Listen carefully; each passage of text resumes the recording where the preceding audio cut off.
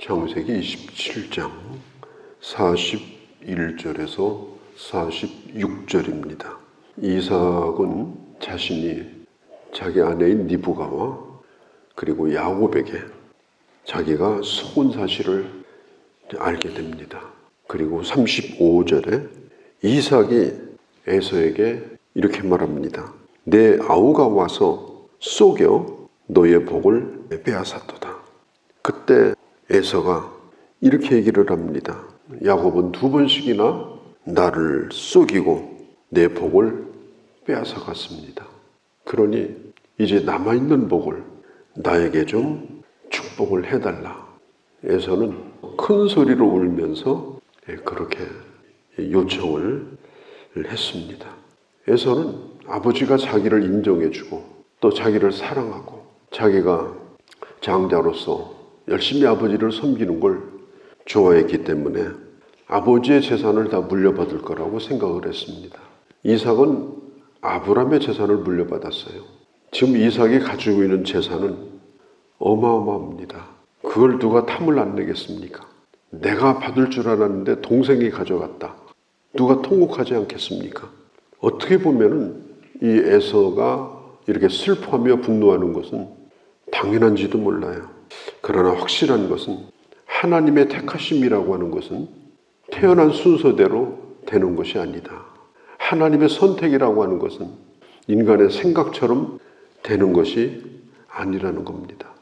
야곱이 형의 장자권을 뺏은 것이 아니고 어머니 뱃속에 있을 때부터 처음부터 하나님은 순서대로가 아니라 형이 동생을 섬기고 그리고 동생이 그 장자의 명분을 이어갈 것이라고 이미 말씀을 하셨고 그 어머니 리브가도 그걸 알고 있고 그리고 아버지인 이삭도 그것을 이미 알고 있습니다. 기다리기만 해도 됩니다. 믿고 기다리면 됩니다. 그런데 기다릴 수가 없었습니다. 그래서 거의 털다시피 은행을 털다시피 그냥 카드를 넣기만 해도 돈이 쏟아져 나오는데 권총 가지고 와서 은행을 털어가지고 돈 뺏어오는 사람하고 똑같아요. 충분히 기다리면 주어지는 건데 집안을 완전히 뒤집어 놓고 이 장자권을 야곱은 차지를 하게 된 것입니다. 그러나 결론적으로 볼 때는 하나님은 이 야곱을 12지파의 아버지로 삼으시고 그 12지파가 이스라엘을 이루었고 그리고 나라를 이루게 된 거예요. 그가 하나님의 약속을 믿었다면 하나님의 뜻은 반드시 이루어진다. 환경이 그렇지 않다 하더라도 하나님은 반드시 함께 하신다. 이것만 그가 확신을 가졌다면 이렇게는 하지 않았겠는가. 그런 아쉬움을 가져보게 돼요. 이삭도 자기가 곧 죽을 거라고 생각했어요. 왜 눈이 어두웠으니까. 리브가도 자기 남편이 곧 죽을 거라고 생각했어요. 너무 급한 거예요. 빨리 이걸 막아야 되고 그리고 야곱이 이걸 차지하도록 해줘야 돼요. 심지어 두려워하는 야곱에게 네가 받을 저주가 있다면 내가 받겠다. 그러니까 너는 내가 시키는 대로만 해라 이렇게 했거든요. 그런데 너무 재미있는 사실은 이삭이 곧 죽지 않았습니다. 외삼촌 라반의 집에서 20년을 지냈고 강을 건너가지고 형을 만났고 형과 화해를 한 다음에 그 뒤로 아버지가 죽었어요. 무려 30년 후에. 그러니까 그때 그렇게 하지 않아도 될 일이고 이런 성급한 결정을 하지 않아도 될 일이었는데 결국은 이 집안이 풍지박산이 나버린 것입니다. 그러니까 하나님의 약속을 기다린다는 것 그리고 하나님의 뜻은 반드시 이루어진다는 것 우리가 이것을 믿고 믿음으로 잠잠하게 주님을 바라보는 것이 이게 얼마나 중요한가 하는 생각을 해보게 됩니다. 저는 젊었을 때에 야곱을 생각을 한 적이 있었습니다. 제가 신학교에 들어갈 때는 우리 아버지도 신앙생활을 안 할 때고 제가 집에 장남이고 내 위로도 누가 예수 믿는 사람이 또 없었고 그런 상황이었습니다. 그러다 보니까 학교 들어가서 보니까 장로님 아들, 집사님 아들, 심지어 목사님 아들도 계시더라고요. 아주 집안이 화려한 친구들이 많이 있었어요. 그리고 어릴 때부터 목사님 사랑받고 교회 후원을 받고 그렇게 신학 공부를 하는 친구들도 있었고 인맥도 있었고, 그러니까 저는 그런 사람이 공부할 때 제일 부러웠습니다. 왜냐하면 그때 생각한 게 야곱의 마음이 좀 이해가 되더라고요. 나에게도 저런 배경이 있다면 얼마나 좋을까, 저런 후원자가 있으면 얼마나 좋을까, 나를 축복해 줄 수 있는 그런 아버지가 계시다면 얼마나 좋을까. 혈통방 장자로 태어났지 영적으로 볼 때는 전혀 그렇지 못한 그런 환경에 대해서 마음 아파했던 그런 적도 있었습니다. 그때 흙수저라는 그런 생각을 했어요. 이제 그렇게 하다가 이제 학교를 졸업하고 이제 교회 개척을 했는데, 그래도 신앙생활은 잘 하지 않지만 제 가장 큰 후원자가 우리 아버지였습니다. 또 장남이고 하니까 어떻게 하든지 도와주려고 애도 쓰고 이렇게 하셨는데, 교회 설립을 한 뒤로 딱 6개월 만에 돌아가셨어요. 아버지가 돌아가시니까 그야말로 의지할 데가 아무것도 없는 거예요. 단돈 100원도 어디 후원받을 데가 없는 거예요.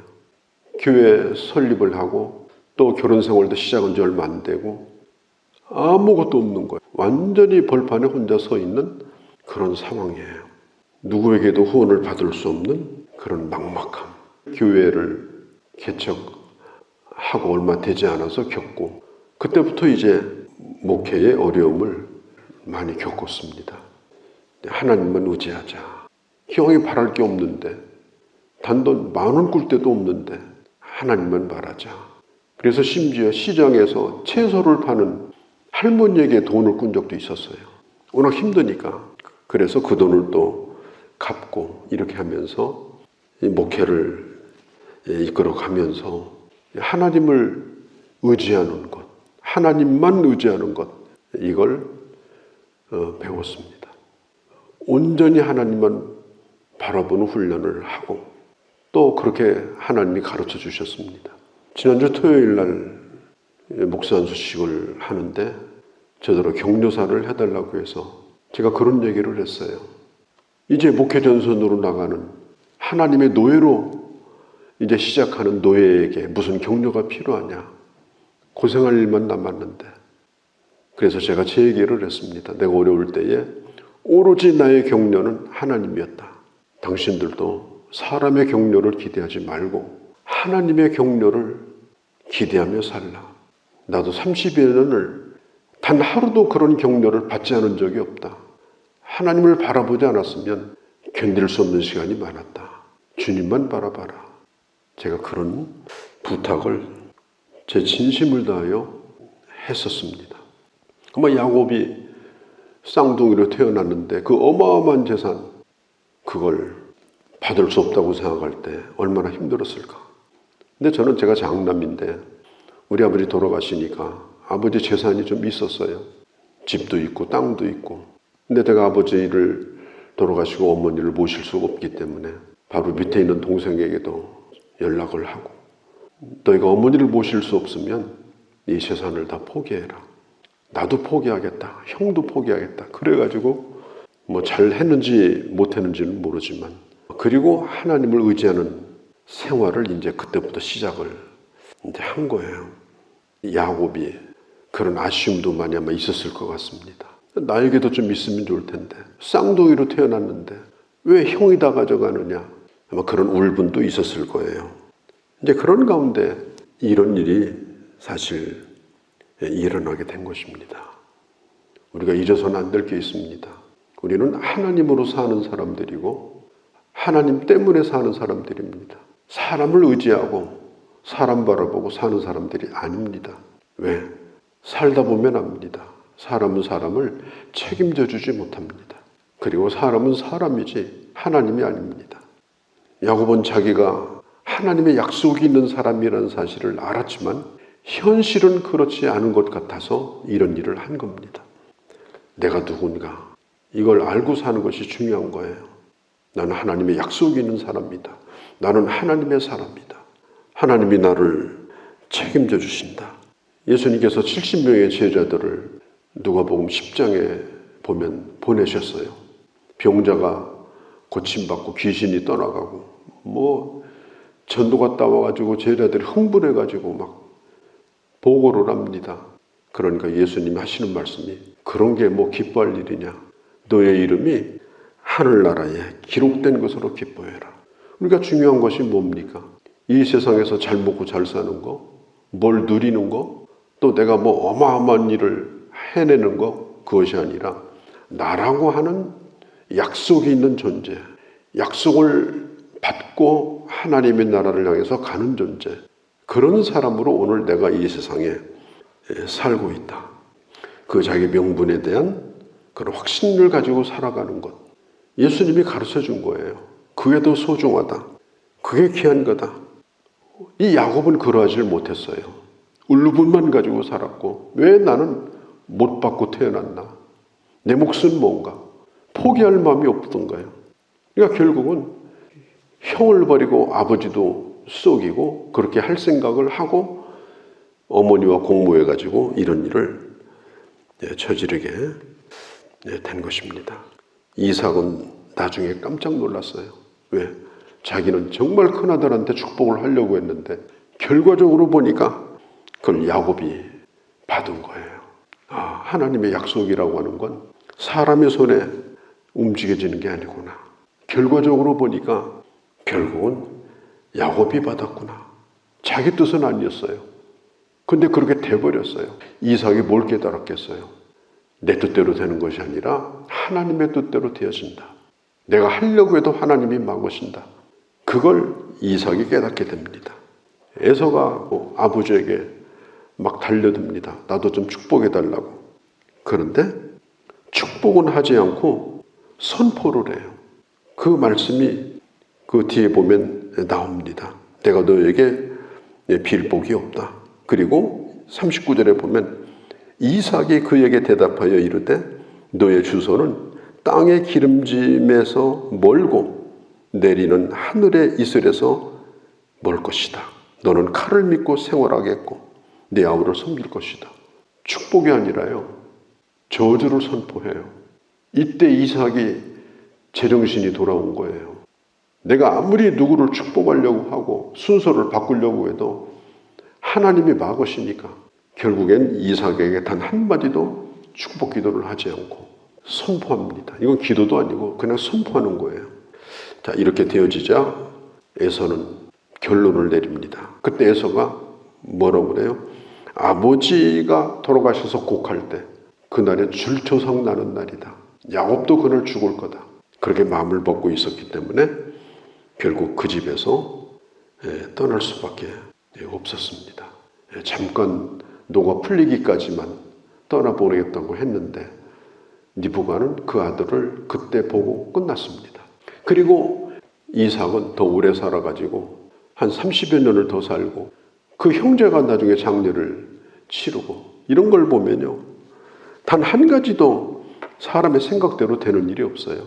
다 하나님 뜻대로 되는 것이고 하나님의 주권 가운데 되어지는 것이다.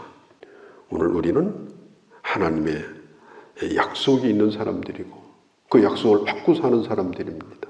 그 어떤 것도 성급하거나 인위적으로 뭘 어떻게 해보려고 하거나 그거보다는 주님의 뜻을 깊이 생각하고 그 뜻이 이루어질 것을 믿고 오직 하나님의 사람으로만 살아가는 그런 주님의 자녀들이 되어야 할 줄로 믿습니다. 거룩하신 우리 아버지, 오늘도 저희들을 사랑하셔서 이 아침도 주의 말씀을 들었습니다. 내가 누구인가를 잊지 아니하고 세상에 타고난 환경이나 주어진 모든 조건을 뛰어넘는 하나님의 은혜 가운데 사는 자임을 믿고 아버지 하나님, 우리의 남은 생애를 살아가는 저희가 되게 하여 주옵소서. 이 하루도 주께 의탁합니다. 우리 주 예수님의 이름으로 기도하옵나이다.